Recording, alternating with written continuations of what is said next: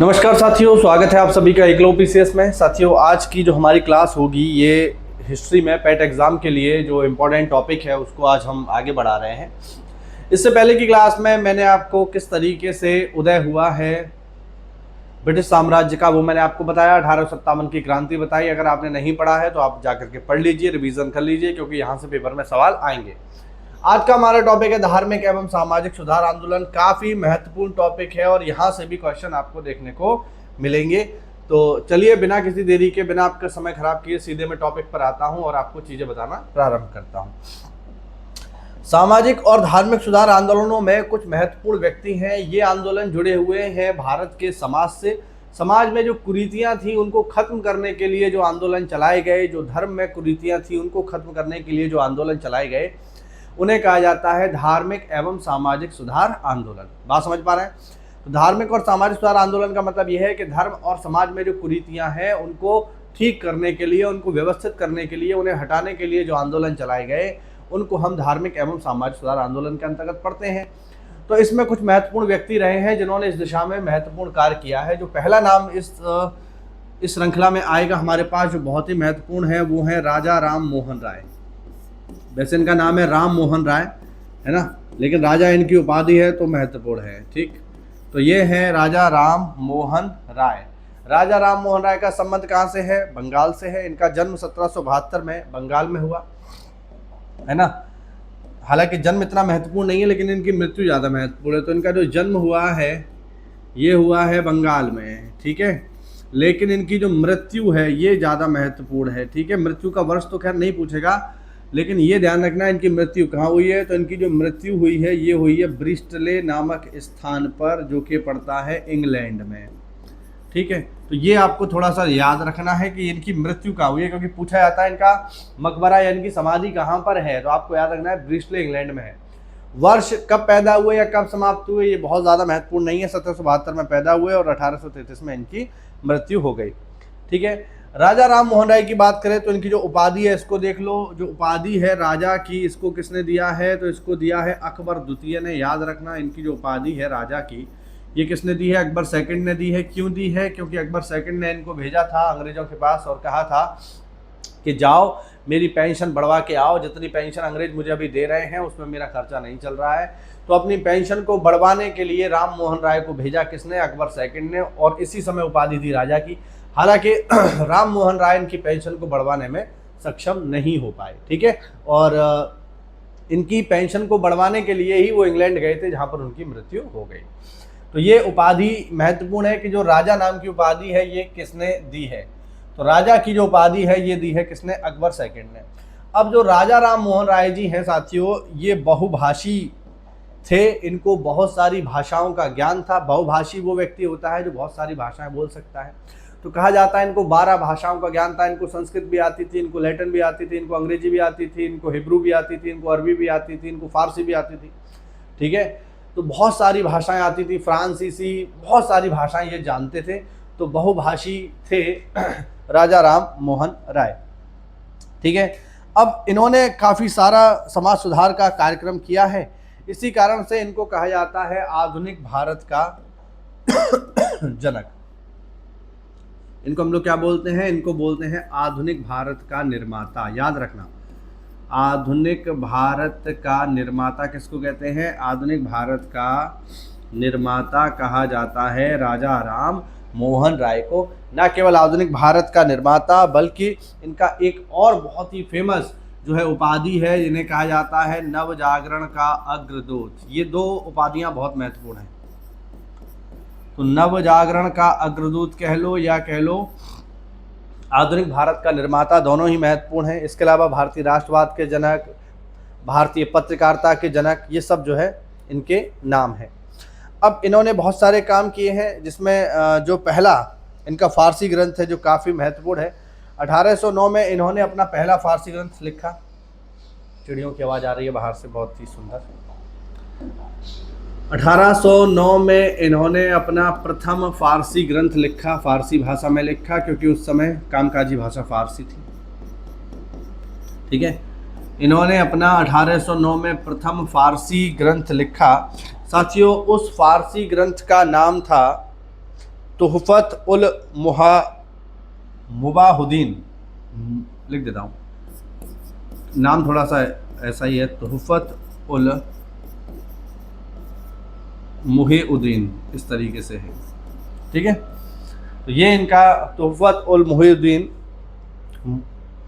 ये इस तरीके से इनकी किताब का,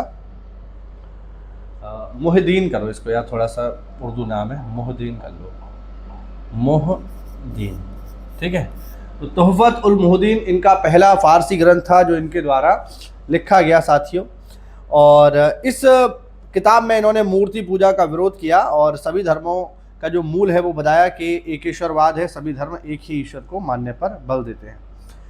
1815 में राजा राम मोहन राय जी के द्वारा आत्मीय समाज की स्थापना की गई। ये महत्वपूर्ण फैक्ट है, इनको आप अच्छे से नोट कर लेना, देख लेना।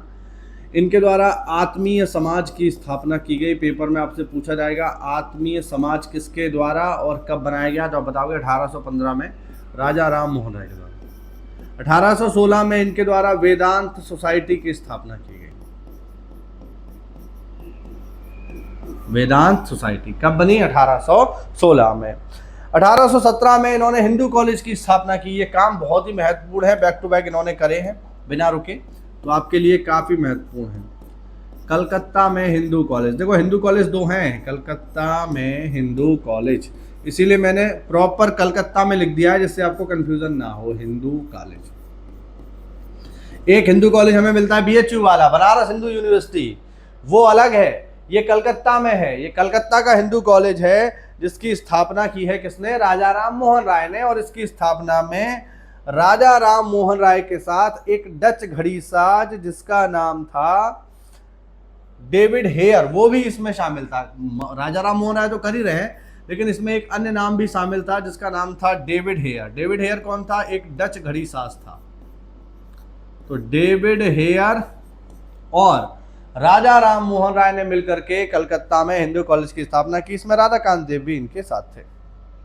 ठीक है, 1820 में इन्होंने प्रीसेप्ट ऑफ जीसस नामक किताब लिखी और 1821 में इन्होंने कलकत्ता यूनिटेरियन सोसाइटी की स्थापना की। 1820 में प्रीसेप्ट ऑफ गॉड बुक लिखी और 1821 में कलकत्ता यूनिटेरियन सोसाइटी की स्थापना की। यूनिटेरियन सोसाइटी, ये सारी की सारी संस्थाएं कौन बना रहे हैं? ये बना रहे हैं राजा राम मोहन राय। तो 1821 में इन्होंने कलकत्ता यूनिटेरियन की स्थापना की और 1821 में ही इन्होंने एक न्यूज़पेपर शुरू किया जिसका नाम था संवाद कौमुदी। 1821 में ही इन्होंने एक न्यूज़पेपर जिसका नाम था संवाद कौमुदी, याद रखिएगा, बहुत ही महत्वपूर्ण। संवाद कौमुदी समाचार पत्र, साप्ताहिक समाचार पत्र, साप्ताहिक न्यूज़पेपर इनके द्वारा निकाला गया। ठीक है, 1821 में। ये ध्यान रखना, महत्वपूर्ण पॉइंट है। संवाद कौमुदी पत्रिका किसके द्वारा या पत्र किसके द्वारा निकाला गया? तो आप बताओगे राजा राम मोहन राय के द्वारा। 1822 में इनके द्वारा मिरातुल अखबार प्रारंभ किया गया। तो देख रहे हो आप कितना ज़्यादा काम कर रहे हैं भाई, ये मतलब हर साल कुछ ना कुछ करते ही रहे हैं। इनके द्वारा मिरात उल अखबार प्रारंभ किया गया। मिरात उल अखबार, ये क्या था? ये एक न्यूज़पेपर था, नाम से स्पष्ट है, मिरात उल अखबार है तो न्यूज़पेपर ही होगा। तो इनके द्वारा 1822 में मिरात उल अखबार प्रारंभ किया गया। और ये किस भाषा में होगा? तो आप थोड़ा सा अंदाजा लगा ही सकते हैं, ये फारसी भाषा में था। न्यूज़पेपर जो था ये फारसी भाषा में था, है ना। अच्छा, फारसी भाषा में ये क्यों काम कर रहे हैं? क्योंकि उस समय जो बहुत सारी भाषा थी, कामकाजी जो भाषा थी, वो अंग्रेजी नहीं थी, क्योंकि इस समय अंग्रेज एंटर कर रहे हैं धीरे धीरे भारत में, है ना। तो इस समय पे मुगलों का प्रभाव बहुत ज़्यादा था और मुगलों की जो राज की भाषा थी वो फारसी थी, सारा काम फारसी भाषा में होता था। तो बहुत सारे लोग फारसी भाषा जानते थे, इसीलिए इन्होंने ये फारसी भाषा में काम किया। और मैं आपको बता दूं 1823 के लाइसेंसी एक्ट के अंतर्गत जो पहला न्यूज़पेपर जब्त हुआ, 1823 के लाइसेंसी एक्ट के अंतर्गत जो पहला न्यूज़पेपर बैन हुआ भारत में, वो मिरात उल अखबार ही था। चाहो तो यहाँ नोट कर देता हूँ, 1823 के लाइसेंसी एक्ट, लाइसेंसी एक्ट के अंतर्गत जब्त होने वाला प्रथम अखबार।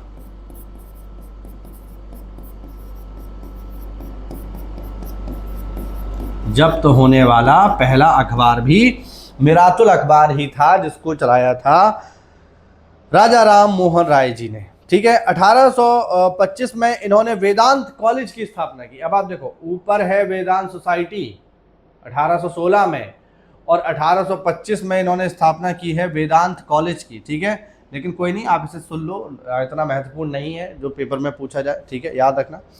इनसे जुड़ा हुआ जो सबसे महत्वपूर्ण पॉइंट है, जो आपको एग्जाम में हर बार पूछा जाता है, वो है ब्रह्म समाज। ठीक है, इनसे जुड़ा हुआ जो सबसे महत्वपूर्ण पॉइंट है वो क्या है?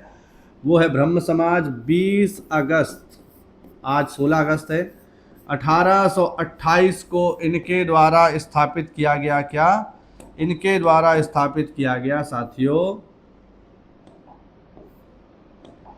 इनके द्वारा स्थापित किया गया ब्रह्म समाज। बहुत ही महत्वपूर्ण है। राजा राम मोहन राय की पहचान ही आप ऐसे मान के चलो कि ब्रह्म समाज से ही है। तो ब्रह्म समाज की स्थापना 20 अगस्त 1828 में किसके द्वारा की गई? श्री राजा राम मोहन राय जी के द्वारा की गई। ठीक है, कलकत्ता में की गई, काफी महत्वपूर्ण है, बहुत ही ज्यादा महत्वपूर्ण है। ठीक है, याद रखिएगा। इसके अतिरिक्त राजा राम मोहन राय के प्रयासों से ही भारत में सती प्रथा का अंत हुआ। ठीक है, हाँ, यहाँ लिखेंगे इन्हीं के प्रयासों से। इन्हीं मतलब राजा राम मोहन राय, इन्हीं के प्रयासों से, इन्हीं के प्रयासों से सती प्रथा बैन हुई 1829 में। है ना? तो 1829 में जो सती प्रथा समाप्त हुई है वो किसके प्रयासों से हुई है? वो राजा राम मोहन राय जी के प्रयासों से ही हुई है।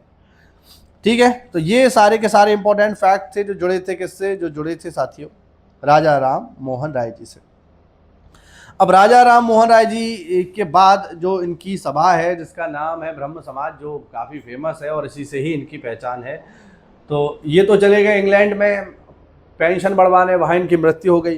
तो इनकी मृत्यु के बाद जो अगला महत्वपूर्ण व्यक्ति रहा जिसने ब्रह्म समाज की कमान संभाली, वैसे तो बीच में बहुत सारे लोग आए, है ना, जैसे रामचंद्र विद्यावागीश आए, उनके बाद द्वारकानाथ टैगोर आए, द्वारकानाथ टैगोर के बाद देवेंद्रनाथ टैगोर आए, और जो है काफ़ी सारे लोगों ने इस पर अपना प्रभाव जमाया। और अगले जो महत्वपूर्ण व्यक्ति हैं जिन्होंने इसकी कमान संभाली वो है साथियों देवेंद्रनाथ टैगोर या देवेंद्रनाथ ठाकुर जिन्हें हम कहते हैं। तो अगला आप छोटा सा हेडिंग डाल लो, देवेंद्रनाथ टैगोर या देवेंद्रनाथ ठाकुर। देवेंद्रनाथ ठाकुर या देवेंद्रनाथ टैगोर, इन्होंने कमान संभाली है 1843 में किसकी? ब्रह्म समाज की। ठीक है, तो ये आप लोगों को याद रखना, इन्होंने कमान संभाली 1843 में। अब देवेंद्रनाथ टैगोर या देवेंद्रनाथ ठाकुर के बारे में कुछ महत्वपूर्ण पत्र या कुछ महत्वपूर्ण चीज़ें जो हैं जो आपको पता होनी चाहिए। जैसे इन्होंने 2 चीज़ें की हैं। पहले इन्होंने बनाई है तत्वबोधिनी सभा, जो काफ़ी महत्वपूर्ण एग्जाम में पूछी जाती है। तत्वबोधिनी सभा, तत्वबोधिनी सभा किसके द्वारा बनाई गई? तत्वबोधिनी सभा के संस्थापक हैं देवेंद्रनाथ टैगोर या देवेंद्रनाथ ठाकुर, और इसी संस्था के द्वारा तत्वबोधिनी पत्रिका भी निकाली जाती थी। यही सभा तत्वबोधिनी पत्रिका भी निकालती थी, तत्वबोधिनी पत्रिका, और ये ब्रह्म समाज की पहली पत्रिका थी। ये बात आप लोग याद रखना। तो देवेंद्रनाथ टैगोर के बारे में सबसे महत्वपूर्ण चीज क्या है? तत्वबोधिनी सभा। ये बहुत ही महत्वपूर्ण है, इनसे कुछ अगर पूछा जाएगा तो यही है। ठीक है ना, याद रखना। इनके बाद जो ब्रह्म समाज के कर्ता धर्ता जो अगले आए उनका नाम था केशव चंद्र सेन। ठीक है, इनके बाद जो अगले व्यक्ति आए ब्रह्म समाज को चलाने के लिए वो आए केशव चंद्र सेन। ठीक है, केशव चंद्र सेन को मिली ब्रह्म समाज की कमान और इन्होंने भी इसको आगे बढ़ाने का प्रयास किया। ठीक है। केशव चंद्र सेन के बारे में जो महत्वपूर्ण चीज़ है वो ये कि केशव चंद्र सेन ने इंडियन मिरर नामक एक अखबार निकाला। ठीक है, हाँ, इन्होंने क्या किया, इन्होंने इंडियन मिरर नाम से एक न्यूज़पेपर निकाला, इंडियन मिरर। ठीक है, इंडियन मिरर नाम से इन्होंने एक अखबार निकाला जिसके बारे में आप लोग याद रखना। ठीक है।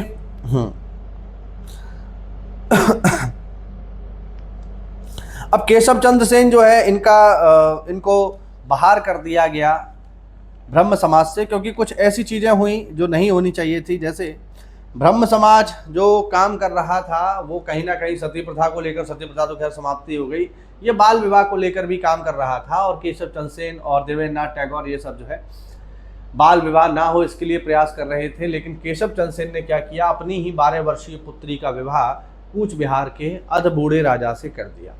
यानी जो संगठन काम कर रहा है बाल विवाह को रोकने के लिए, उसी से जुड़े कोई व्यक्ति अगर अपनी ही बेटी जिसकी उम्र केवल 12 साल है उसकी शादी कर दें एक अधबूढ़े राजा से, तो ये तो खैर माना ही जाएगा। इसी कारण से केशव चंद्र सेन को यहाँ से कर दिया गया अलग, ये यहाँ से हो गए बाहर। ठीक है। और इनके बाद जो है अगले जो महत्वपूर्ण व्यक्ति हैं जो इससे जुड़े हुए हैं, उन्होंने क्या किया, उन्होंने केशव चंद्र सेन से नाराज होकर के उन्होंने एक संस्था बनाई जिसको नाम दिया गया साधारण ब्रह्म समाज। जो लोग केशव चंद्र सेन के व्यवहार से नाराज थे उन्होंने एक अलग संस्था बनाई और उसको नाम दिया साधारण ब्रह्म समाज। बहुत सारे ब्रह्म समाज बने, मैं आपको एक एक करके बताऊंगा। ठीक, तो केशव चंद्र सेन के व्यवहार से जो लोग नाराज थे कि केशव चंद्र सेन ने अपनी ही बेटी का विवाह कर दिया, उन लोगों ने 1878 में साधारण ब्रह्म समाज की स्थापना की और इसकी संस्थापक थे शिवनाथ शास्त्री और आनंद मोहन बोस। तो आनंद मोहन बोस, यहाँ पे हम लिखेंगे आनंद मोहन बोस और शिवनाथ शास्त्री, इन लोगों ने मिलकर के, क्योंकि ये केशव चंद्र सेन के व्यवहार से कुपित हो गए, इन्होंने कहा ये तो कहते कुछ हैं करते कुछ हैं और ये तो अपने ही सिद्धांतों के खिलाफ है। इसीलिए 1878 में इन दोनों ने साधारण ब्रह्म समाज की स्थापना करी, केशव चंद्र सेन के व्यवहार से नाराज होकर के। ठीक है, ये हुआ। थोड़ा सा और आगे बढ़ते हैं हम लोग, तो एक हमें समाज दिखाई देता है जिसको हम लोग कहते हैं वेद समाज। चलिए आगे हम एडिंग डालेंगे वेद समाज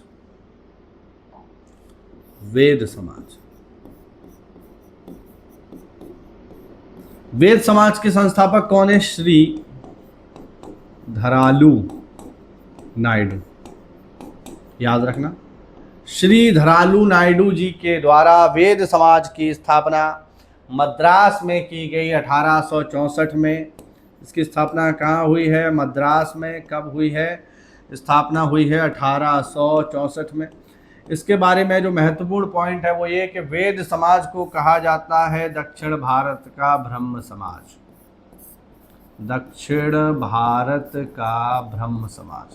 तो एक तो ब्रह्म समाज हम लोग पढ़ चुके हैं 1828 वाला राजा राम मोहन राय, लेकिन अगर पेपर में सवाल आया कि दक्षिण भारत का ब्रह्म समाज किसे कहते हैं तो फिर आप आंसर करोगे वेद समाज को। इस बात को आप लोग याद रखिएगा, काफ़ी महत्वपूर्ण है। ठीक है, चलिए इसके हम आगे बढ़ते हैं। तो अगला जो महत्वपूर्ण संगठन है जिसके बारे में आपको पता होना चाहिए वो है परमहंस मंडली। ये देखिए, मैं आपको एक चीज़ बता दूं, ये हैं तो बहुत छोटे छोटे और इनमें आपको देखो याद क्या करना है, इसमें बस ये याद रखना है आपको। जैसे आपसे क्वेश्चन पूछेगा वेद समाज के संस्थापक बताओ, सीधे सीधे, इसमें ज़्यादा कुछ लाग लपेट नहीं है। आपको बस ये याद रखना है कब बना है, कहाँ बना है और किसने बनाया, बस तीन पॉइंट है। और ज़्यादातर कब तो खैर जो छोटे छोटे हैं उनके बारे में डेट भी नहीं पूछेगा। जैसे वेद समाज की डेट मुझे नहीं लगता कभी पूछेगा कि 1864 में, ऐसा कभी नहीं। इतना पूछ सकता है वेद समाज से कि कहाँ, मतलब किसने बनाया, और चूंकि इसको दक्षिण भारत का ब्रह्म समाज कहते हैं तो ये भी पूछ सकता है।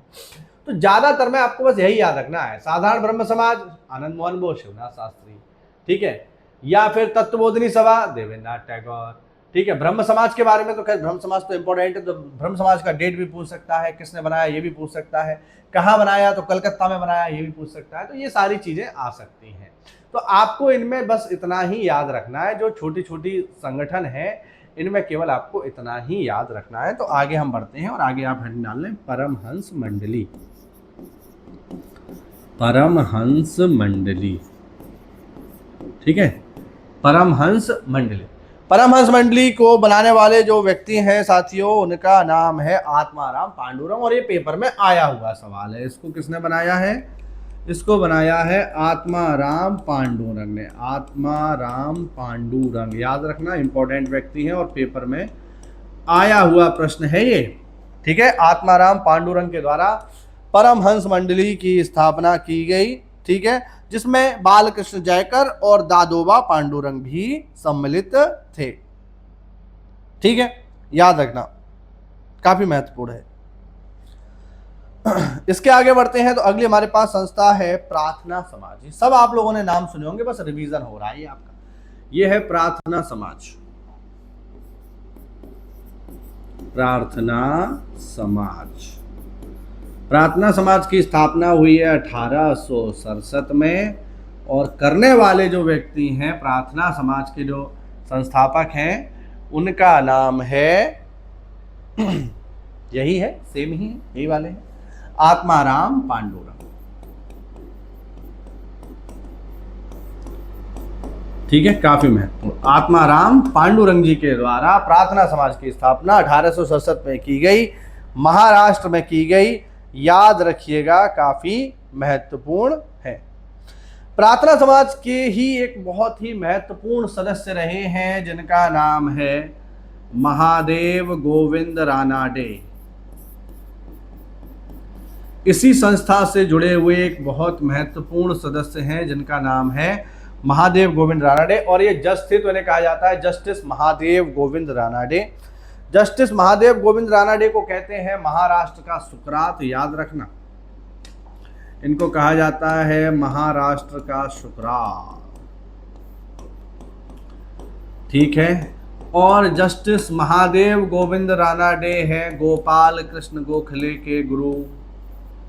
ये नाम आप लोगों ने सुना होगा, गोपाल कृष्ण गोखले के राजनीतिक गुरु, ठीक है। ये हैं गोपाल कृष्ण गोखले के राजनीतिक गुरु, और गोपाल कृष्ण गोखले किसके गुरु हैं? तो गांधी जी के गुरु हैं, याद रखना, तो इसलिए इंपॉर्टेंट है, ठीक है। अब महादेव गोविंद रानाडे ने काफी महत्वपूर्ण काम करे, जैसे इन्हीं के द्वारा 1884 में दक्कन एजुकेशनल सोसाइटी की स्थापना की गई, जो काफी महत्वपूर्ण है। महादेव गोविंद रानाडे जी के द्वारा ही दक्कन एजुकेशनल सोसाइटी की स्थापना 1884 में की गई। ये फैक्ट बहुत महत्वपूर्ण है। दक्कन एजुकेशनल सोसाइटी कई बार एग्जाम में आया है, बाय जस्टिस महादेव गोविंद रानाडे। कहाँ पर बना? ये पुणे में बना था, ये भी आप लोगों को याद रखना है, ठीक है। इसके थोड़ा सा आगे बढ़ते हैं हम लोग, तो अगला जो महत्वपूर्ण हमारे पास आंदोलन है जिसका नाम है यंग बंगाल आंदोलन। यंग बंगाल आंदोलन, समय तो खैर इसका नहीं पूछता है, लेकिन किसने शुरू किया ये जरूर पेपर में कई बार आया है। तो यंग बंगाल आंदोलन को शुरू करने वाले व्यक्ति हैं Henry David Derozio. Henry David Derozio, Henry David Derozio के द्वारा स्थापित किया गया यंग बंगाल आंदोलन, ठीक है ना, याद रखना। इसमें बस इतना ही याद रखना है आपको, बाकी कुछ नहीं। और ये कलकत्ता हिंदू कॉलेज में प्रोफेसर थे। यंग बंगाल आंदोलन के जनक हेनरी डेविड विवियन डेरेजियो, याद रखिएगा, काफ़ी महत्वपूर्ण है। इनके आगे बढ़ते हैं तो अगले हमारे पास जो महत्वपूर्ण व्यक्तित्व है वो है ईश्वर चंद विद्यासागर। इनका नाम है साथियों ईश्वर चंद विद्यासागर। ये नाम आप लोगों ने सबने जरूर से सुना होगा, ईश्वर चंद विद्यासागर। ईश्वर चंद विद्यासागर का वास्तविक नाम है ईश्वर चंद बंदोपाध्याय, ठीक है ना, इनका जो असली नाम है वो है ईश्वर चंद बंदोपाध्याय, विद्यासागर नहीं है इनका असली नाम, इनका असली नाम है ईश्वर चंद बंदोपाध्याय। ठीक है, बंगाली ब्राह्मण है ईश्वर चंद बंदोपाध्याय। और ईश्वर चंद बंदोपाध्याय या ईश्वर चंद विद्यासागर का जो प्रमुख काम है वो है विधवा पुनर्विवाह। तो इन्हीं के प्रयासों से 1856 में विधवा पुनर्विवाह लागू हुआ। विधवा पुनर्विवाह लागू हुआ, यानी इससे पहले महिलाओं को शादी करने का अधिकार नहीं था। एक बार विधवा हो गई तो या तो विधवा ही रहो वरना सती होके मर जाओ। तो यही वो व्यक्ति थे जिनके प्रयासों से साथियों विधवा पुनर्विवाह प्रारंभ हुआ। और ये केवल ऐसे व्यक्ति नहीं थे जो केवल बातें ही कर रहे हैं, ऐसा नहीं है। ठीक है, जो हमारे ईश्वर चंद विद्यासागर हैं, इन्होंने न केवल विधवा पुनर्विवाह पर काम किया बल्कि इन्होंने बाल विवाह को रोकने का भी कार्य किया। तो ये एक महत्वपूर्ण चीज है ईश्वर चंद विद्यासागर से जुड़ी हुई। अब इनके बारे में एक कथन है जो काफी महत्वपूर्ण है, पेपर में आ सकता है। इनका कथन ये है, आप चाहे तो नोट कर लेना इसको। इनका कथन है, हालांकि इस पूरे लेक्चर की पीडीएफ आपको हम मेरे टेलीग्राम चैनल पर मिल जाएगी। इनका कथन है कि मेरे पास ईश्वर के बारे में सोचने के लिए वक्त नहीं है। मेरे पास ईश्वर के बारे में सोचने के लिए वक्त नहीं है क्योंकि मुझे अभी धरती पर बहुत सारा काम करना है। ठीक है, तो ये स्टेटमेंट एग्जाम में कई बार आ चुका है, तो इसको आप लोग याद रखना कि मेरे पास ईश्वर के बारे में सोचने के लिए वक्त नहीं है क्योंकि मुझे अभी धरती पर बहुत सारा काम करना है। ये कथन है किसका? ये कथन है साथियों ईश्वर चंद विद्यासागर का। इन्हीं के द्वारा 1849 में फीमेल हिंदू कॉलेज या बैथ्यून स्कूल फॉर गर्ल्स, ठीक है, इसके सचिव भी ये बनाए गए। ठीक, इनके बारे में जो सबसे महत्वपूर्ण चीज है जिसको आपको याद रखना है वो ये कि इन्हीं के प्रयासों से ही सिविल मैरिज एक्ट या नेटिव मैरिज एक्ट 1872 आया। ये पॉइंट बहुत इंपॉर्टेंट है। इन्हीं के प्रयासों से साथियों, इन्हीं के प्रयासों से 1872 में सिविल मैरिज एक्ट या जिसे हम कहते हैं नेटिव मैरिज एक्ट आया। अभी मैंने आपको थोड़ी देर पहले बताया कि ईश्वर चंद विद्यासागर ने न केवल विधवा पुनर्विवाह के लिए कार्य किया है बल्कि बाल विवाह को रोकने के लिए भी कार्य किया है। तो इन्हीं के प्रयासों से ही 1872 में सिविल मैरिज एक्ट आया, जिसका मतलब है कि मेल के लिए शादी की आयु और फीमेल के लिए शादी की आयु फिक्स कर दी गई, जो आपको याद रखनी है। मेल के लिए 18 और फीमेल के लिए 14 वर्ष इसके अंतर्गत शादी की बात, मतलब शादी की उम्र कर दी गई। और इसी अधिनियम के अंतर्गत अब ये जो सिविल मैरिज एक्ट है या नेटिव मैरिज एक्ट है, इसके अंदर पहले तो शादी की एज फिक्स कर दी कि मिनिमम मेल के लिए 18 और फीमेल के लिए 14। ठीक है, और इसी एक्ट के अंतर्गत बहुपत्नी प्रथा को भी समाप्त कर दिया। बहुपत्नी प्रथा को कर दिया समाप्त। तो सिविल मैरिज एक्ट या नेटिव मैरिज एक्ट किसके प्रयासों से आया है? ईश्वर चंद विद्यासागर के प्रयासों से आया है। सिविल मैरिज एक्ट या नेटिव मैरिज एक्ट किसके लिए कार्य करता है? तो इसमें महिलाओं और पुरुषों की शादी की उम्र फिक्स कर दी गई और बहुपत्नी प्रथा को समाप्त कर दिया गया। तो ये सारा काम है किसका साथियों? ये सारा का सारा काम है ईश्वर चंद विद्यासागर जी का। ठीक है, अब इनकी कुछ बुक भी हैं जो आपको पता होनी चाहिए। चलो देख लेते हैं। इनकी जो बुक है वो दो है, पहली का नाम है वर्ण परिचय और दूसरे का नाम है ऋजु पाठ। लिख देता हूँ। इनकी जो बुक है दो है, पहला है वर्ण परिचय और दूसरा इनकी बुक है ऋजु पाठ। तो ये आप लोग याद रख सकते हैं, एग्जाम में क्या पता पूछ ले। तो ये आपको याद रखना है, ईश्वर चंद विद्यासागर जी। ईश्वर चंद विद्यासागर जी के बाद जब हम आगे बढ़ेंगे तो हम पढ़ेंगे ज्योतिबा फूले को। चलिए आगे हम बढ़ेंगे और पढ़ेंगे ज्योतिबा फूले को। ज्योतिबा फूले, ज्योतिबा फूले। ठीक है। ज्योतिबा फुले कौन है? तो ज्योतिबा फुले महाराष्ट्र में माली जाति से जुड़े हुए एक प्रमुख समाज सुधारक हैं और इनका जो सबसे बड़ा योगदान है वो है इनके द्वारा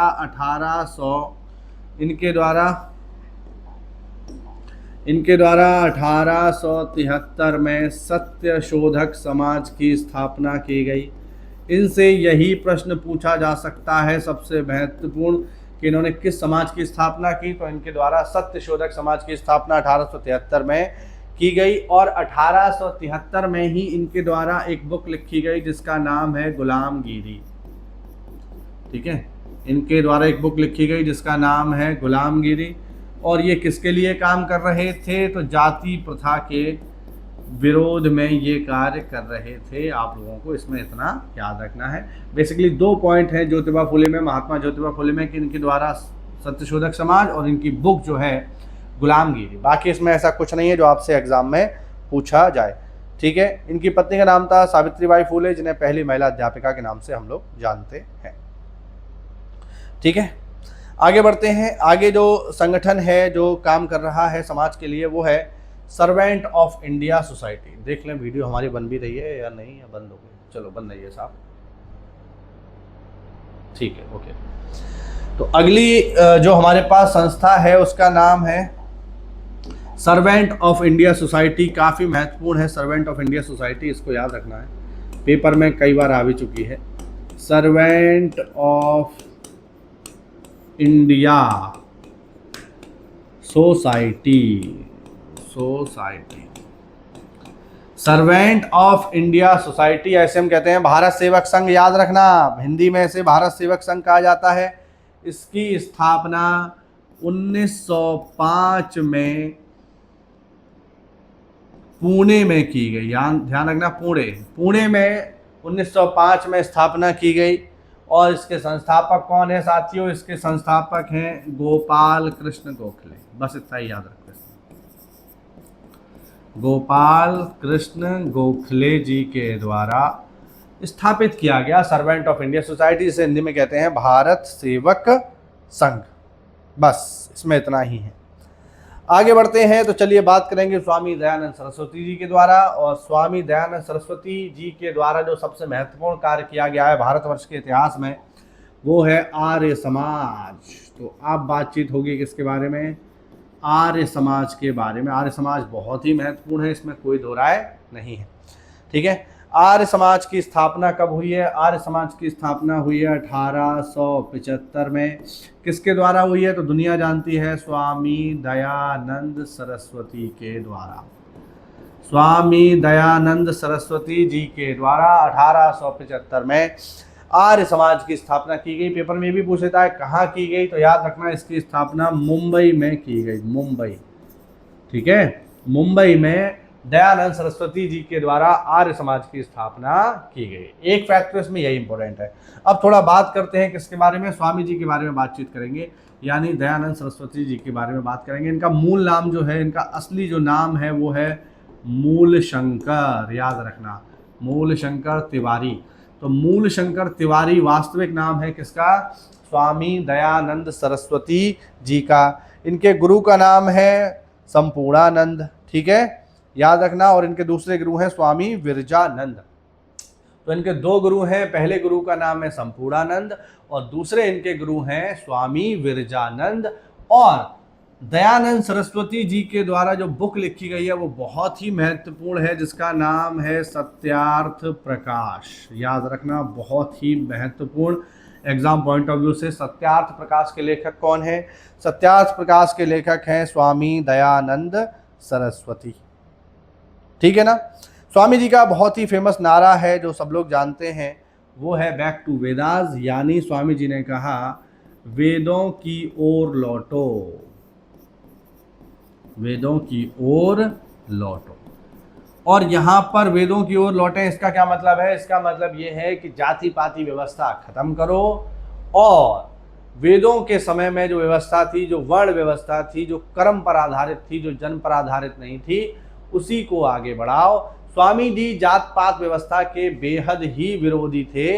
इसके अलावा जो आर्य समाज है, याद रखिएगा साथियों, मूर्ति पूजा का भी विरोधी है, मूर्ति पूजा का विरोधी है। ये लोग मूर्ति पूजा का विरोध करते हैं और ये लोग किसको मानते हैं? तो ये लोग यज्ञ हवन को बढ़ावा देते हैं। जो वैदिक कल्चर है ना हमारा, जो वैदिक कल्चर है कि यज्ञ करो, हवन करो, वेदों का अध्ययन करो, पढ़ो कुल मिला के, उस पर ये बल देते हैं। मूर्ति पूजा का विरोधी रहा है आर्य समाज। इसीलिए इनका जो नारा है वेदों की ओर लौटो, वो इसी संदर्भ में है कि वेदों की ओर लौटो। जो वेदों में जो वैदिक काल में परंपरा थी कि मूर्तियां वैदिक काल में थी नहीं, हम लोग पढ़ करके आए हैं, ठीक है। तो वहां यज्ञ जो यज्ञ है, जो हवन है, उस पर जोर दिया जाता था। तो उसी को जो है आगे बढ़ाने का काम किया स्वामी जी ने, ठीक है। याद रखना, स्वामी दयानंद सरस्वती जी ने, ठीक। तो ये चीज़ आपको काफ़ी महत्वपूर्ण है, जिसको याद रखनी है, ठीक है ना। और आगरा में इनके द्वारा पाखंड खंडनी पताका, इसकी स्थापना की गई। ये महत्वपूर्ण है, पेपर में आ सकता है, ठीक। तो आगरा में इनके द्वारा पाखंड खंडनी पताका, ठीक है, पाखंड खंडनी पताका इनके द्वारा स्थापित की गई। कहाँ? आगरा में। और मैं आपको बता दूं कि 1877 में इन्होंने आर्य समाज का जो मुख्यालय है, ये ध्यान रखना, आर्य समाज की स्थापना कहाँ हुई है? 1875 में मुंबई में हुई है। लेकिन आर्य समाज का जो हेडक्वार्टर है, इसका जो हेडक्वार्टर है ये लाहौर में था, ये याद रखना। इसका जो मुख्यालय है, जो हेडक्वार्टर है, वो कहाँ था? लाहौर में, जो कि 1877 में स्थापित किया गया था। तो अगर पेपर में सवाल पूछे स्थापना कहाँ हुई है, तो आप बताओगे मुंबई। लेकिन अगर पेपर में सवाल आया कि इसका हेडक्वार्टर कहाँ था, तो मुंबई जवाब नहीं देना है, तो आपको जवाब देना है लाहौर, जिसकी स्थापना 1877 में की गई, ठीक है ना। तो बहुत ही महत्वपूर्ण है। इसके अलावा स्वामी जी ही वो पहले व्यक्ति थे साथियों जिन्होंने स्वराज का नारा दिया। बहुत ही इंपॉर्टेंट, बहुत ही महत्वपूर्ण, स्वराज। स्वराज शब्द का सर्वप्रथम प्रयोग करने वाले व्यक्ति कौन थे? हमारे स्वामी दयानंद सरस्वती जी थे, स्वामी जी थे, याद रखना। स्वराज शब्द का प्रथम बार प्रयोग करने वाले, स्वराज का मतलब होता है अपना राज। बाद में इसी स्वराज को लेकर के बाल गंगाधर तिलक ने एक पूरा नारा स्थापित किया, जिसे हम लोग जानते हैं, स्वराज मेरा जन्मसिद्ध अधिकार है और मैं इसे लेकर रहूंगा। तो स्वराज को नारे के रूप में प्रयोग करने वाले पहले व्यक्ति कौन है? वो है बाल गंगाधर तिलक। लेकिन स्वराज शब्द का प्रयोग करने वाले पहले व्यक्ति कौन है? तो वो है स्वामी दयानंद सरस्वती जी। स्वामी जी ही वो पहले व्यक्ति थे जिन्होंने हिंदी को राष्ट्रभाषा बनाने की वकालत की। याद रखना, वो पहला व्यक्ति जिसने कहा कि हिंदी को राष्ट्रभाषा होना चाहिए, ऐसी बात करने वाले पहले व्यक्ति कौन थे? वो थे हमारे स्वामी दयानंद सरस्वती जी। याद रखना, काफ़ी महत्वपूर्ण है, ठीक है। हाँ, अब जब इनकी मृत्यु हो गई, अच्छा इनसे एक पॉइंट और भी जुड़ा हुआ है, वो आप देख लो, वो है आर्य महिला समाज। ये तो आर्य समाज हो गया। एक और आर्य समाज से ही मिलती जुलती संस्था है जिसका नाम है आर्य महिला समाज। इसे देख लो, आर्य, ये पेपर में आ सकता है, आर्य महिला समाज। आर्य महिला समाज जो है ये स्थापित किया गया 1882 में पुणे में, 1882 में स्थापित हुआ है पुणे में। और इसके संस्थापक हैं पंडिता रमाबाई। तो इसको आप लोग याद रखना, ठीक है। ये पेपर में आपसे, क्योंकि मिलता जुलता है, तो पेपर में आपसे पूछा जा सकता है, इसको आप लोग याद रखिएगा, ठीक है। और ये जो, अच्छा एक चीज़ और इसमें देख लेना, ये जो इनकी बुक है सत्यार्थ प्रकाश, ये किस भाषा में है? तो याद रखना, ये हिंदी में है, ठीक है। इसकी भाषा क्या है? इसकी भाषा हिंदी है। चलिए ठीक है, आगे बढ़ते हैं। तो ये बात हुई किसके बारे में? ये बात हुई स्वामी जी के बारे में। अब जब स्वामी जी की मृत्यु हो गई, तो स्वामी जी की मृत्यु के बाद इनके जो शिष्य थे वो दो भागों में विभाजित हो गए, ठीक है। एक थे लाला हंसराज, एक थे स्वामी श्रद्धानंद। चलो इसकी भी कहानी बता देता हूँ। जब स्वामी जी की मृत्यु हो गई, तो स्वामी जी की मृत्यु के बाद इनके शिष्य दो भागों में विभाजित हो गए। पहले थे लाला हंसराज और दूसरे थे स्वामी श्रद्धानंद, दूसरे थे स्वामी श्रद्धानंद। अब देखो, लाला हंसराज जी जो थे ये भी स्वामी जी के यानी दयानंद सरस्वती जी के शिष्य थे, ठीक है, और स्वामी श्रद्धानंद भी जी जो है शिष्य थे। तो हुआ ये कि लाला हंसराज जी ये चाहते थे कि पढ़ाई जो की जाए यानी स्वामी जी के विचारों को अगर आगे बढ़ाना है तो उसमें संस्कृत तो हो ही हो, क्योंकि स्वामी जी संस्कृत के पोषक थे। इसके अलावा अंग्रेजी भी उसमें ज़रूरी है। इनका मानना था कि अगर अंग्रेजी हम लोग नहीं पढ़ेंगे तो आने वाले समय में हम समाज को कैसे तैयार कर पाएंगे जब अंग्रेजी ही हर जगह चलेगी। तो लाला हंसराज जी ये चाहते थे कि स्वामी जी के विचारों को आगे बढ़ाने के लिए संस्कृत के साथ साथ अंग्रेजी भी हमें आनी चाहिए, यानी हमें अंग्रेजी भी पढ़नी चाहिए। और इसी कार्य को करने के लिए लाला हंसराज जी द्वारा डीएवी कॉलेज की स्थापना की गई। डीएवी मतलब दयानंद, देखो यहाँ पे डी से हो गया दयानंद, ए से हो गया एंग्लो और वी से हो गया वैदिक, यानी इन्होंने डीएवी कॉलेज खोले। डीएवी में डी फॉर तो हो गया दयानंद गुरुजी के नाम पे, ए फॉर हो गया एंग्लो, एंग्लो मतलब अंग्रेजी, और वी फॉर हो गया वैदिक, वैदिक माने संस्कृत। तो इन्होंने ऐसे कॉलेज खोले जहाँ पे संस्कृत और अंग्रेजी दोनों ही पढ़ाई जाती थी और इन्हीं को कहा जाता था डीएवी कॉलेज। डीएवी कॉलेज आपको लगभग हर बड़े शहर में मिल जाएंगे, इवन मेरे शहर में भी एक डीएवी कॉलेज है, ठीक है ना, जिसको हम लोग डीएवी ना कह करके बीएवी कहते हैं, क्योंकि उसका नाम है बंशीधर एंग्लो वैदिक, ठीक है। अगर कोई मेरे क्षेत्र का इस वीडियो को देख रहा है, कासगंज का कोई देख रहा है, तो बीएवी कॉलेज के बारे में जरूर जानता होगा, ठीक है। तो लाला हंसराज जी ने डीएवी कॉलेज खोले। स्वामी श्रद्धानंद जी जो थे इनका कहना था कि नहीं, हम तो केवल संस्कृत को ही बढ़ावा देंगे, इसीलिए स्वामी श्रद्धानंद जी के द्वारा केवल संस्कृत को पढ़ने के उद्देश्य से गुरुकुल कांगड़ी की स्थापना की गई। गुरुकुल, एक सेकंड, इनके द्वारा गुरुकुल कांगड़ी की स्थापना की गई। और गुरुकुल कांगड़ी कहाँ है साथियों? गुरुकुल कांगड़ी हरिद्वार में है, और ये विश्वविद्यालय आज भी चल रहा है, जिसमें मूल रूप से संस्कृत की ही पढ़ाई लिखाई होती है।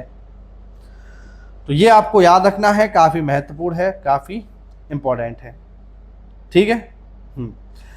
तो ये सारा का सारा काम हुआ, ठीक।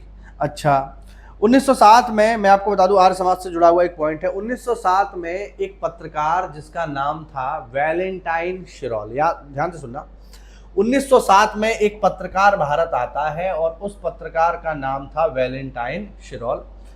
वैलेंटाइन शिरोल अपने न्यूज़पेपर जिसका नाम था लंदन टाइम्स, उसमें ये लिखता है कि भारत में अशांति जो फैली है, भारत में अशांति का जनक आर्य समाज है।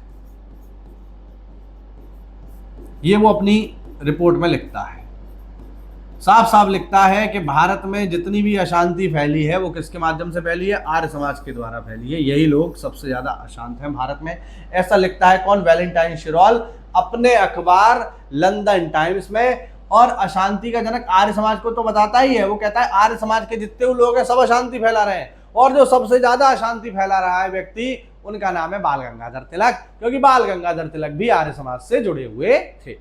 तो ये फैक्ट भी आप लोग याद रखना कि आर्य समाज को भारत में अशांति का जनक किसने कहा है, तो आप बताओगे वैलेंटाइन शिरोल ने, जो कि 1907 में भारत आया था लंदन टाइम्स की ओर से। आगे बढ़ते हैं साथियों, आगे हम लोग बात करेंगे स्वामी विवेकानंद जी के बारे में। चलिए, यहां से आपको 100% एग्जाम में चीजें मिलेंगी, मैं बिल्कुल पूर्ण विश्वास से ये बात कह सकता हूं, ठीक है। अभी हम बात करेंगे स्वामी विवेकानंद जी के बारे में। स्वामी विवेकानंद, चलिए, स्वामी विवेकानंद जी की अगर मैं बात करूं तो इनका जन्म जो है 1863 में हुआ है कटक में, और इनकी मृत्यु 1902 में हो गई, ठीक है। इनका जो असली नाम है वो सब लोग जानते हैं, इनका वास्तविक नाम है नरेंद्र, ठीक है। और ये जो नाम है स्वामी विवेकानंद, ये किसके कहने पे रखा गया? तो खेतड़ी राजस्थान में एक जगह है, खेतड़ी के महाराज ने विवेकानंद नाम दिया। कब दिया? जब ये जा रहे थे विश्व धर्म सम्मेलन जो कि हुआ था 1893 में। जब ये 1893 में, अब इनके द्वारा सबसे इंपॉर्टेंट चीज क्या है कि इन्होंने 1893 में विश्व धर्म सम्मेलन में भाग लिया। विश्व धर्म सम्मेलन, तो इनकी जो प्रसिद्धि है वो कहां से आई है? जब इन्होंने 1893 में शिकागो में विश्व धर्म सम्मेलन में भाग लिया, उससे ये फेमस हुए और उसी समय पर खेतड़ी के महाराज ने इनको विवेकानंद नाम दिया। इनके गुरु बड़े ही महत्वपूर्ण है और मैं समझता हूं सब लोग जानते हैं उनके बारे में। इनके गुरु का क्या नाम है साथियों? इनके गुरु का नाम है, इनके जो गुरु हैं वो हैं रामकृष्ण परमहंस। रामकृष्ण परमहंस हैं गुरु किसके? स्वामी विवेकानंद जी के। ठीक है ना, याद रखना, काफी महत्वपूर्ण है। ठीक, रामकृष्ण परमहंस का जो असली नाम है वो है गदाधर, मतलब लिख ही देता हूं यार, इनका जो असली नाम है वो है गदाधर चट्टोपाध्याय। और गदाधर चट्टोपाध्याय किसके उपासक थे? तो मां काली के उपासक थे। ऐसा कहा जाता है कि रामकृष्ण परमहंस जी ने स्वामी विवेकानंद को भी काली माता के दर्शन कराए। अब इनका एक स्टेटमेंट है जो बहुत ही फेमस है कि उठो जागो और जब तक लक्ष्य प्राप्ति ना कर लो तब तक ना रुको। ये बच्चा बच्चा जानता है और हर व्यक्ति इसको जानता ही है, तो मुझे लगता तो नहीं ये पेपर में आएगा। अब इनकी जो है कुछ बुक्स हैं जो आपको पता होनी चाहिए। ठीक है, इनकी जो बुक है उनके नाम है कर्मयोग, भक्ति योग, राजयोग, लिख देता हूं, कर्मयोग, भक्ति योग और राजयोग, ये सब इनकी पुस्तकों के नाम है। इसके अलावा और भी इन्होंने पुस्तक लिखी है, जैसे the East and the West, ये भी इनकी एक पुस्तक है, लिख देता हूं, द ईस्ट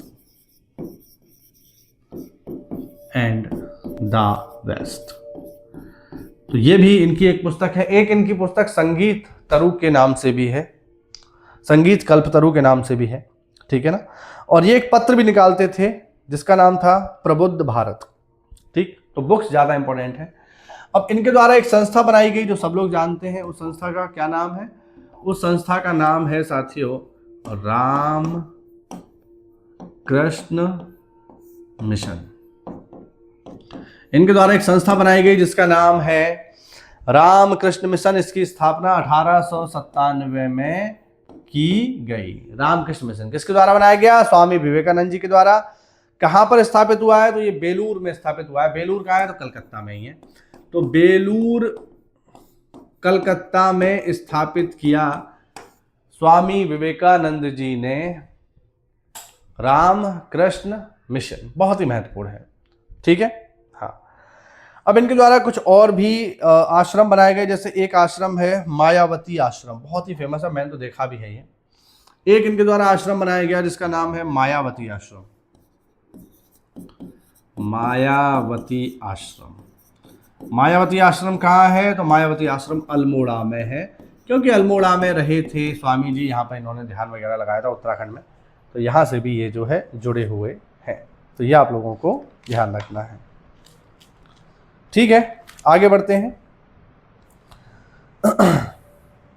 अच्छा, ये तो है ही, मायावती आश्रम तो है ही। एक पॉइंट इसमें और नोट कर लेना, इनके नाम पर विवेकानंद रॉक मेमोरियल भी बना हुआ है। ठीक है, इनके नाम पर लिख देता हूं, विवेकानंद रॉक मेमोरियल। ये कहाँ पर है? विवेकानंद रॉक मेमोरियल, ये है कन्याकुमारी में। ठीक है, समुद्र में एक बड़ा सा स्टैचू इनका जो है लगा हुआ है, याद रखिएगा। चलो साहब आगे बढ़ते हैं। आगे हम बढ़ेंगे तो थोड़ा सा बात कर लेते हैं सैयद अहमद खां के बारे में, जिनका असली नाम हम लोग जानते हैं, सर सैयद अहमद खां। थोड़ा सा इनके बारे में मैंने कल भी आपको जानकारी दी थी, जब हम आंदोलन पढ़ रहे थे तब इनके बारे में थोड़ा सा मैंने आपको बताया था। इन्हें कहा जाता है भारत में मुस्लिम पुनर्जागरण का दूत। मुस्लिम पुनर्जागरण का दूत। मैंने कल की क्लास में आपको बताया था और आप लोगों को याद होगा कि सर सैयद अहमद खां वो व्यक्ति थे जब 1857 की क्रांति हो रही थी, उस समय सर सैयद अहमद खां बिजनौर में अमीन के पद पे तैनात थे और इन्होंने एक बुक लिखी असबाब ए बगावते हिंद। ठीक है ना। तो ये बुक इनके द्वारा लिखी गई जिसमें इस आंदोलन, इस पूरे 1857 की क्रांति को एक सैनिक विद्रोह कह के पुकारा गया। ये मैंने कल आपको बता दिया था। ठीक है। अब इनके द्वारा जो सबसे महत्वपूर्ण चीज है वो मैं आपको बताता हूं। अच्छा, उससे पहले 1864 में इन्होंने साइंटिफिक सोसाइटी की स्थापना की गाजीपुर में। और जो सबसे महत्वपूर्ण चीज है इनके द्वारा जो बनाई गई, जो काफी महत्वपूर्ण है और हर बार पेपर में आती ही है और आप लोगों को भी पता होना चाहिए उसके बारे में, वो है कि साहब इनके द्वारा 1875 में मोमडन एंग्लो ओरिएंटल कॉलेज खोला गया। बहुत ही महत्वपूर्ण है, लिख देता हूँ यहाँ पे। हाँ, इनके द्वारा 1875 में मोहम्मडन एंग्लो ओरिएंटल कॉलेज या स्कूल कह लो, इनके द्वारा मुसलमानों की शिक्षा के लिए मोमडन एंग्लो ओरिएंटल कॉलेज या स्कूल खोला गया। ठीक है ना, इसको स्कूल करो। अच्छा, ये खोला गया स्कूल कब? 1875 में। 1875 में मोमडन एंग्लो ओरिएंटल स्कूल खोला गया। 1878 में ये मोमडन एंग्लो ओरिएंटल कॉलेज बन गया। ठीक है। और यही 1920 में जाकर के क्या बना? AMU, अलीगढ़ मुस्लिम यूनिवर्सिटी। तो 1920 में ये विश्वविद्यालय में परिवर्तित हो गया। ठीक है ना। सर सैयद अहमद खां अंग्रेजों के समर्थक थे, इसमें कोई दो राय नहीं है। और ये जो स्कूल, जो कॉलेज जो ये बना रहे हैं, इसका भी उद्देश्य यही था कि भारतीय मुसलमानों को अंग्रेजी पढ़ाई जाए और अंग्रेजी पढ़ा करके उन्हें कल को सरकारी नौकरियों में शामिल किया जाए, क्योंकि सरकारी नौकरी उसी को मिलेगी जिसको अंग्रेजी आएगी। भाई अंग्रेज उसी को तो रखेंगे।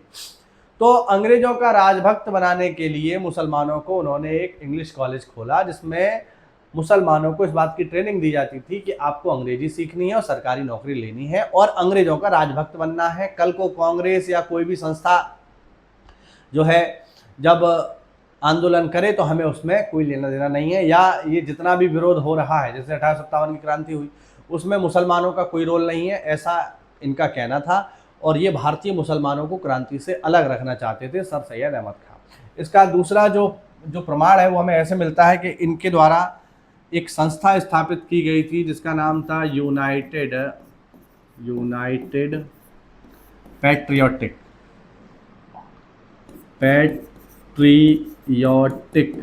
एसोसिएशन। तो इनके द्वारा एक संस्था बनाई गई जिसका नाम था यूनाइटेड पैट्रियोटिक एसोसिएशन 1888 में। ठीक है। इस संस्था का उद्देश्य ही ये था, और इस संस्था को अंग्रेजों के समर्थन से सर सैयद अहमद खां ने बनाया था। इस संस्था का उद्देश्य ही ये था कि भैया कांग्रेस का विरोध करो, क्योंकि कांग्रेस की स्थापना 1885 में हुई।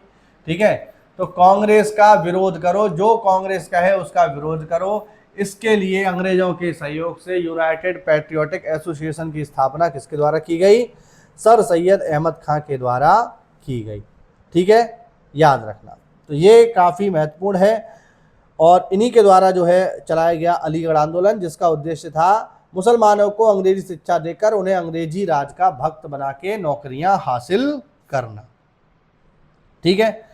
तो बस यही आपको थोड़ा सा इसमें याद रखना है। आगे बढ़ते हैं। आगे जो हमारे पास संस्था है उसका नाम है थियोसोफिकल सोसाइटी। चलो थोड़ा सा देख लेते हैं इसको। आगे जो हमारे पास संस्था है उसका नाम है थियोसोफिकल सोसाइटी। चलिए अगली जो हमारे पास संस्था है इसका नाम है थियोसोफिकल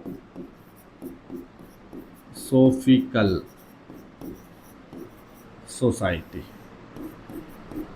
इसका नाम हम सब लोगों ने सुन रखा है, थियोसोफिकल सोसाइटी। थियोसोफिकल सोसाइटी की स्थापना जो है ये काफ़ी इंपॉर्टेंट है, यहाँ से क्वेश्चन बन सकते हैं पेपर में। इसकी स्थापना 1875 में हुई है। कहाँ हुई है? न्यूयॉर्क में हुई है। करने वाले व्यक्ति कौन है? मैडम ब्लावत्स्की, ब्लावत्स्की और कर्नल अलकाट, याद रखना। कर्नल अलकाट ने स्थापना की किसकी? थियोसोफिकल सोसाइटी की। कहाँ? न्यूयॉर्क में। थियोसोफिकल का मतलब क्या है? देखो, थियो का मतलब है ईश्वर, ठीक है। थियो का क्या मतलब है? ईश्वर। और सोफिया का मतलब है प्रेम करने वाले। तो ईश्वर से प्रेम करने वाले लोगों की संस्था थी थियोसोफिकल सोसाइटी। इन्होंने हिंदू दर्शन, बौद्ध दर्शन को मिला करके अपना एक दर्शन तैयार किया, ठीक है, जिसमें यही सब भाईचारे की भावना, ईश्वर की एकता, विश्व बंधुत्व और परमेश्वर के बहुत सारे रूप हैं, लेकिन सबका काम एक ही है। इस सोच के साथ ये लोग काम करते थे और इन्होंने 1882 में मद्रास के पास अडयार में अपना मुख्यालय स्थापित किया, ठीक है। इन्होंने जो अपना हेडक्वार्टर बनाया वो बहुत ही महत्वपूर्ण है। इनका जो हेडक्वार्टर है मैं यहाँ बता देता हूँ। इनका जो हेडक्वार्टर है साथियों, ये कहाँ था? 1882 में कहाँ बनाया इन्होंने? अडयार में। अडयार, ठीक है, अडयार मद्रास में इन्होंने अपना हेडक्वार्टर बनाया और यही इनका इंटरनेशनल हेडक्वार्टर है आज भी। ये संस्था आज भी चल रही है, ठीक है। तो ये आपको याद रखना है, ठीक। और इसी संस्था से 1889 में एक महत्वपूर्ण महिला जुड़ी जिनका नाम है श्रीमती एनी बेसेंट, जिन्होंने भारत में थियोसोफिकल सोसाइटी को फेमस किया, ठीक है ना। इन्हीं एनी बेसेंट के द्वारा साथियों 1898 में, ये जो महिला है ये काफ़ी महत्वपूर्ण है, इन्हीं एनी बेसेंट के द्वारा 1898 में सेंट्रल हिंदू कॉलेज की स्थापना की गई। कहाँ? बनारस में। अभी मैंने थोड़ी देर पहले आपको क्या बताया? एक हिंदू कॉलेज कलकत्ता में था जिसकी स्थापना कर रहे थे राजा राम मोहन राय, और ये हिंदू कॉलेज है कहाँ पे? ये है बनारस वाला। और यही सेंट्रल हिंदू कॉलेज 1916 में मदन मोहन मालवीय के प्रयास से क्या बन गया? ये इन्हीं के प्रयास से बन गया BHU, यानी बनारस हिंदू यूनिवर्सिटी। तो जो 1898 में सेंट्रल हिंदू कॉलेज था, इसी को 1916 में BHU बनाया किसने? दुनिया जानती है, सब लोग जानते हैं भाई, मदन मोहन मालवीय। तो मदन मोहन मालवीय जी के द्वारा सेंट्रल हिंदू कॉलेज को BHU के नाम से चेंज कर दिया गया, ठीक है। तो ये काफ़ी महत्वपूर्ण है। और 1907 में जब कर्नल अलकाट की मौत हो गई तो एनी बेसेंट थियोसोफिकल सोसाइटी की अध्यक्ष बनी, ठीक है। ये आपको याद रखना है।